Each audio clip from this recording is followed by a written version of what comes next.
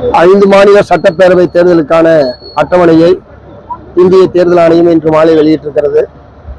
தமிழ்நாடு சட்டப்பேரவை தேர்தல் ஏப்ரல் மாதம் 23ஆம் தேதியும் வாக்கு எண்ணிக்கை என்பது மே மாதம் 4ஆம் தேதியும் நடைபெற இருக்கிறது. இந்த தேர்தல் நேர்மையாகவும் ஜனநாயகபூர்வமாகவும் நடைபெற வேண்டும். அதற்குரிய நடவடிக்கைகளை இந்திய தேர்தல் ஆணையம் மேற்கொள்ள வேண்டும் என்று மார்க்சிஸ்ட் கம்யூனிஸ்ட் கட்சியின் சார்பில் வற்புறுத்தி கேட்டுக்கொள்ள விரும்புகிறேன். இன்றைய தினம் திருவண்ணாமலை மாவட்ட மார்க்சிஸ்ட் கம்யூனிஸ்ட் கட்சியின் சார்பில் மார்க்சிஸ்ட் கம்யூனிஸ்ட் கட்சியினுடைய வேட்பாளர்களுடைய வெற்றிக்காக பொதுமக்களிடமிருந்து வசூலித்த நிதியை வழங்குகிற நிதியளிப்பு கூட்டம் என்பது இன்றைய தினம் நடைபெற்றது. தொடர்ந்து இத்தகைய நிதியளிப்பு கூட்டங்கள் தமிழ்நாட்டில் பல்வேறு மாவட்டங்களில் நடைபெற்றுக் கொண்டிருக்கிறது. ஆகவே மார்க்சிஸ்ட் கம்யூனிஸ்ட் கட்சி எத்தனை தொகுதிகளில் போட்டியிட்டாலும் அந்த வேட்பாளர்களுடைய வெற்றிக்கு எங்கள் கட்சியை பொறுத்த வரைக்கும் வேட்பாளர்கள் செலவழிக்க விடுவதில்லை.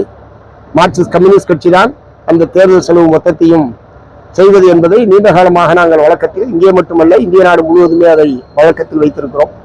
அதனாலதான் அவங்க வெற்றி பெற்றதற்கு பிறகு பெறக்கூடிய சம்பளத்தை பூரா கட்சி நாங்கள் வாங்கிக்கிறோம். கட்சி செலவழித்து எம்எல்ஏ எம்பியை உருவாக்குது. அதனால திரும்பி அதன் மூலமாக வரக்கூடிய பலன்கள் முழுவதும் கட்சிக்கு சொந்தம் என்கிற ஒரு அணுகுமுறையை நாடு முழுவதுமே நீண்ட காலமாக மார்க்சிஸ்ட் கம்யூனிஸ்ட் கட்சி கடைபிடித்து வருகிறது. அதன் அடிப்படையில் தான் இன்றைக்கு தமிழ்நாடு முழுவதும் தேர்தல் நிலையீட்டு கூட்டங்கள் என்பது நடைபெற்று வருகிறது என்பதை தெரிவித்துக் கொள்கிறேன். தாவேகா தலைவர் விஜயினுடைய அரசியல் நிலைப்பாடு எப்படி இருக்கு? இல்ல, போன வாரம் பூரா அவர் காங்கிரஸோட கூட்டணி சேர்வதற்கான பேச்சுவார்த்தை நடைபெறுவதாக உங்களுடைய ஊடக நண்பர்கள் மூலமாக ஏராளமான செய்திகள் என்பது வெளிவந்தது. அதன் அடிப்படையில் அவர் பல்வேறு உயர்மட்ட காங்கிரஸ் தலைவர்களை எல்லாம் சந்தித்தார் என்றெல்லாம் கூட செய்திகள் வெளிவந்தது. ஆகவே காங்கிரஸ் தாவேகா கூட்டணி ஆகும் என்ற முறையிலும் கூட பேசப்பட்டது.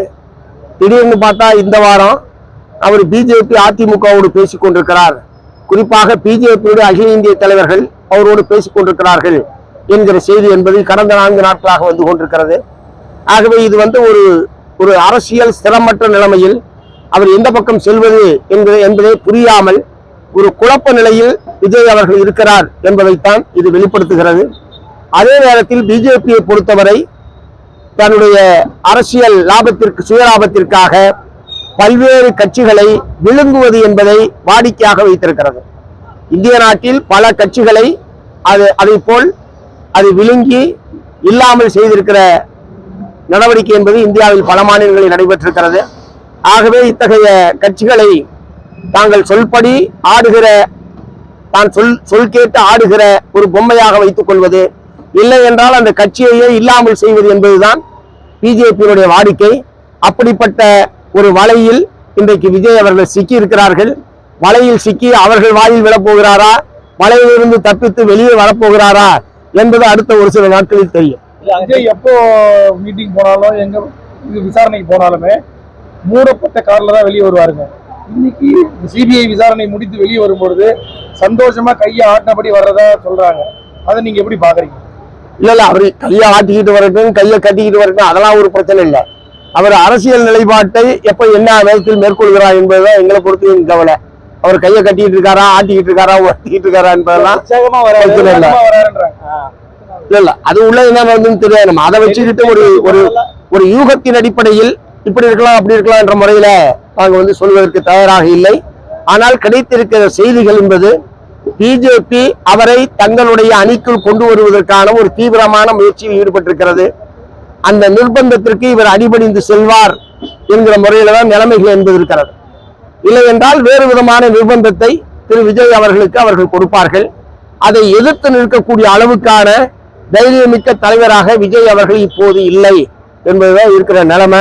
எப்படினாலும் அடுத்த ஒரு வார காலத்திற்குள் நிலைமைகள் தெளிவாகும். பாஜக கூட்டணியில விஜய் சேர்ற பட்சத்துல திமுக பின்னாடி ஏற்படுறதுக்கு வாய்ப்பு இருக்கா? திமுக கூட்டணி ஆக்சுவலா அது சாதகமாக தான் ஆகும்னு நினைக்கிறேன். ஏன்னா இப்ப பிஜேபியோட இவர் போய் சேர்ந்துட்டாருன்னா இப்ப சிறுபான்மை மக்களுடைய ஆதரவு அவருக்கு இருப்பதாக பல்வேறு தரப்பிலும் செய்திகள் என்பது இருக்கிறது. இப்ப விஜய் பிஜேபியோட சேர்ந்தா சிறுபான்மை மக்களுடைய ஆதரவு முழுமையாக அவருக்கு இருக்காது. அது நிச்சயமாக திமுக தலைமையிலான மதச்சார்பற்ற முற்போக்கு கூட்டணிக்குத்தான் சாதகமாக இருக்கும். ஆகவே மேலும் அதிகமான இடங்களில் அதிகமான வாக்கு வித்தியாசத்தில் திராவிட முன்னேற்ற கழகத்தின் தலைமையிலான அணி என்பது வெற்றி பெறும்.